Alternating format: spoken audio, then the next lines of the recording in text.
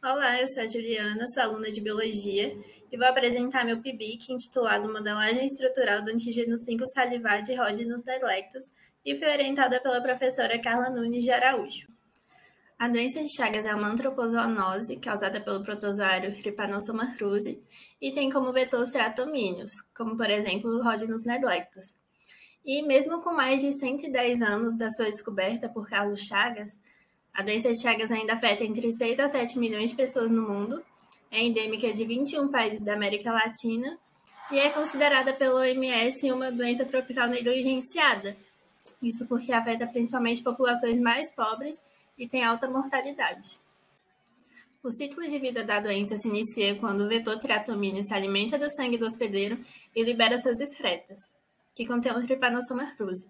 O Trypanosoma cruzi vai se replicar nas células do hospedeiro e vai atingir a corrente sanguínea, onde vai ser alimentado novamente pelo hospedeiro. E uma vez infectada, a pessoa pode apresentar a fase aguda, que apresenta o chagoma ou romana sign, ou ao longo dos anos desenvolver a fase crônica, representada pela cardiomiopatia, megacólon e megaesôfago. E ao longo da evolução dos tratomíneos, esses insetos desenvolveram adaptações para facilitar a obtenção de sangue. Por exemplo, a sua saliva apresenta um vasto coquetel de moléculas bioativas que agem para contrapor o sistema imune do hospedeiro e facilitar o fluxo sanguíneo. Por exemplo, há moléculas vasodilatadoras, anti-inflamatórias e anticoagulantes. Pesquisadores da Universidade de Brasília encontraram sendo expresso na glândula salivar de Rhodinus delectus o antígeno 5.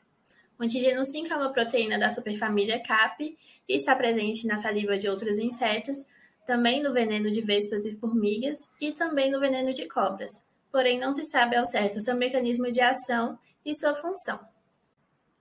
A partir disso, o objetivo desse trabalho foi entender o papel do antígeno 5 na saliva de tratomíneos e entender como essa molécula age no sistema imune do hospedeiro. Para isso, foram realizados testes in sílico, utilizando bioinformática, para analisar a sequência de aminoácidos e também sua estrutura 3D.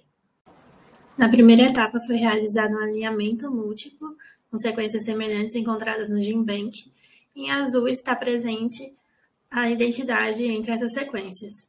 É possível perceber que todas as sequências apresentam 100% de conservação nos resíduos de cisteína, que é uma característica da superfamília CAP. Já na árvore filogenética do alinhamento, o antígeno 5 do Rhodinus delectus está presente no mesmo clado que outras proteínas salivares de outros tratomíneos. E uma vez que o antígeno 5 não apresenta estrutura conformacional definida experimentalmente, foram utilizados programas de bioinformática para chegar na estrutura 3D. Foram utilizados 5 programas e o que apresentou os melhores parâmetros foi o AlphaFold. Parâmetros relacionados, por exemplo, com a colisão entre átomos indicados pelo Flash Score. Então, a partir disso, a predição feita pelo AlphaFold foi utilizada para fazer os próximos testes.